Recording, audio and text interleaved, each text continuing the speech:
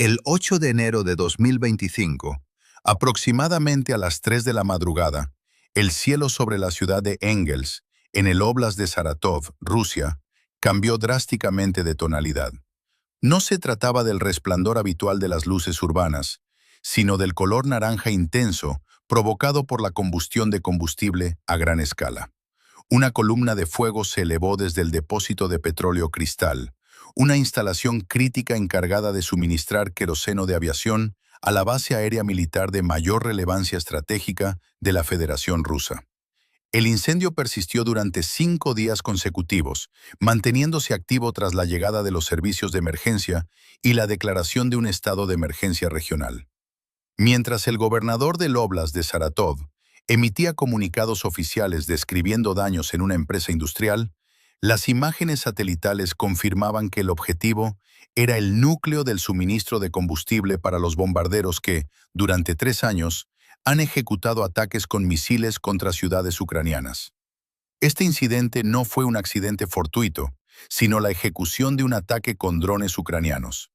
Se trató de la primera acción de una campaña de destrucción sistemática dirigida contra la infraestructura más importante de la aviación estratégica rusa. En el transcurso de los 6 meses siguientes, esta misma instalación fue objeto de más de una docena de ataques que redujeron a escombros su depósito de armas, eliminaron 96 misiles de crucero en una sola operación y forzaron el desplazamiento de las aeronaves más valiosas del inventario ruso hacia los puntos más remotos del territorio. El resultado final de esta ofensiva obligó a los bombarderos Tu-160, las aeronaves con capacidad nuclear más potentes de Rusia, a reubicarse en una base aérea situada a 6.750 kilómetros de la frontera con Ucrania y a solo 410 millas de Alaska, Estados Unidos, con el fin de alejarse del alcance de los drones ucranianos. La base aérea Engels II, situada en la orilla oriental del río Volga y a unos 600 kilómetros del punto más cercano de la frontera ucraniana, representaba para el mando militar ruso un santuario inalcanzable. Basándose en cálculos estratégicos previos, el Kremlin consideraba que esta distancia superaba el alcance de cualquier arma en posesión de Ucrania al inicio del conflicto. No se trataba de una base de primera línea ni de un área de retaguardia convencional, sino de una instalación de interior profundo, cuya seguridad dependía de la premisa de que ningún armamento ucraniano podría alcanzarla de manera fiable. Debido a esta supuesta invulnerabilidad, Rusia concentró allí el núcleo operativo de su capacidad de ataque de largo alcance.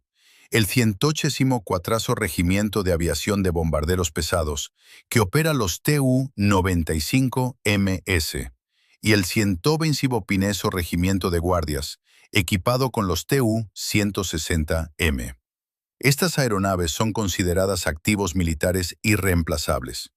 El Tu-95MS, aunque diseñado en la era soviética, ha sido modernizado para transportar hasta 16 misiles de crucero Kh-101 o Kh-55, capaces de alcanzar cualquier punto de Ucrania desde el interior de Rusia.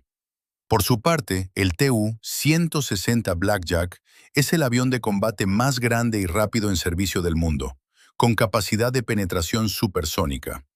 Tras el colapso soviético, Rusia no ha fabricado nuevas estructuras para el Tu-95, y la flota de Tu-160 es sumamente limitada, con solo 18 unidades en inventario. Cada aeronave dañada o destruida en Engels II representa una pérdida que no puede ser sustituida en el corto o medio plazo, dado que no existe una línea de producción rápida ni repuestos almacenados para estos modelos. La campaña ucraniana de 2025 se enfocó en explotar esta vulnerabilidad, desmantelando metódicamente la base.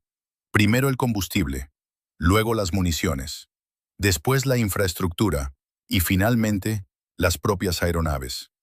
Tras el ataque inicial al depósito de combustible en enero, la campaña contra la base de Engels II entró en una fase de desmantelamiento sistemático. El 14 de enero de 2025, apenas 6 días después del primer impacto, un segundo ataque con drones golpeó nuevamente las instalaciones de Cristal. Este impacto se produjo antes de que se completaran las reparaciones de los daños previos, lo que confirmó que el objetivo ucraniano era la inutilización permanente de la logística de suministro. Como consecuencia directa, la aviación estratégica rusa en la región comenzó a enfrentar graves desafíos logísticos, con una capacidad significativamente reducida para apoyar misiones de ataque sostenidas, según informes del Estado Mayor de Ucrania. El punto de inflexión en cuanto a daños materiales ocurrió el 20 de marzo de 2025. En una operación coordinada entre pilotos de drones del SBU y las Fuerzas de Operaciones Especiales del Ejército de Ucrania, se ejecutó un ataque directo contra el área de almacenamiento de armas y municiones de la base. Las imágenes satelitales proporcionadas por Maxar Technologies el día posterior al ataque revelaron la destrucción total de los edificios de los almacenes y múltiples cráteres en las plataformas de munición abiertas. Las detonaciones secundarias se prolongaron durante horas, siendo audibles en la ciudad de Saratov, a 15 kilómetros de distancia, donde se registraron evacuaciones de civiles. El balance oficial del Estado Mayor ucraniano detalló la destrucción de 96 misiles de crucero lanzados desde el aire, específicamente modelos KH-101 y KH-555, cuyo valor unitario oscila entre los 5 y 15 millones de dólares. Esta pérdida financiera y estratégica obligó a la cancelación de 3 paquetes de ataques rusos programados para marzo y abril, debido a la falta de proyectiles disponibles en el sector. Ante la vulnerabilidad de Engels II, el mando militar ruso inició un proceso de dispersión de su flota para reducir el riesgo de concentración. Los bombarderos fueron redistribuidos en diversas instalaciones. Los Tu-160 se trasladaron a la base de Belaya, en el óblast de Irkutsk, a 4.300 kilómetros de la frontera ucraniana. Los Tu-95 se repartieron entre Oleña, en la península de Kola, y Ukrainka, en la región de Amur, mientras que los aviones de alerta temprana A-50 fueron enviados a Ivanovo-Severny. Sin embargo, esta maniobra de protección generó una nueva debilidad operativa, al situar los activos en bases que no contaban con infraestructuras de defensa aérea preparadas para amenazas no convencionales, como drones infiltrados mediante camiones de carga comercial. El 1 de junio de 2025, Ucrania ejecutó la Operación Telaraña, explotando precisamente esta dispersión. Durante 18 meses, agentes ucranianos habían posicionado drones ocultos en estructuras modulares de madera sobre camiones de plataforma, conducidos por civiles rusos que desconocían la carga. Estos camiones fueron estacionados cerca de 5 bases aéreas diferentes, en 5 zonas horarias distintas. Al iniciarse la operación de manera simultánea, los drones alcanzaron objetivos en Belaya, Oleña, Ivanovo-Severny y Diaghilevo. Los resultados de este ataque múltiple incluyeron incendios masivos y la destrucción de fuselajes. Evaluaciones de daños indicaron que 41 aeronaves resultaron afectadas, incluyendo 8 Tu-95MS, 12 bombarderos Tu-22M3, 2 aviones A-50 y un avión cisterna IL-78. El valor total estimado de los daños ascendió a $7.000 millones, lo que supuso la degradación de un tercio de la flota rusa de transporte de misiles de crucero estratégicos en una sola noche, a pesar de las afirmaciones del Ministerio de Defensa de Rusia sobre la interceptación de 174 drones. La ejecución de la Operación Telaraña y la destrucción masiva de activos obligaron a la cúpula militar rusa a tomar decisiones logísticas sin precedentes. Tras el ataque en Belaya, los bombarderos estratégicos Tu-160 supervivientes fueron trasladados a la base aérea de Anadyr, en la región de Chukotka. Esta ubicación se encuentra a 6.750 kilómetros de Ucrania y a solo 500 kilómetros del estrecho de Bering, situando a la fuerza nuclear rusa a escasas 410 millas de territorio estadounidense en Alaska. Analistas de defensa confirmaron que la elección de Anadyr no respondió a ventajas operativas, sino a la ausencia de infraestructura vial. Al no haber carreteras que conecten la base con el resto de Rusia, se eliminaba la posibilidad de que drones ucranianos fueran transportados en camiones hasta las proximidades del perímetro. Esta reubicación ha tenido consecuencias directas en la eficacia de las misiones de ataque. Anteriormente, un Tu-95MS, operando desde Engels 2, podía completar una misión de lanzamiento de misiles en pocas horas.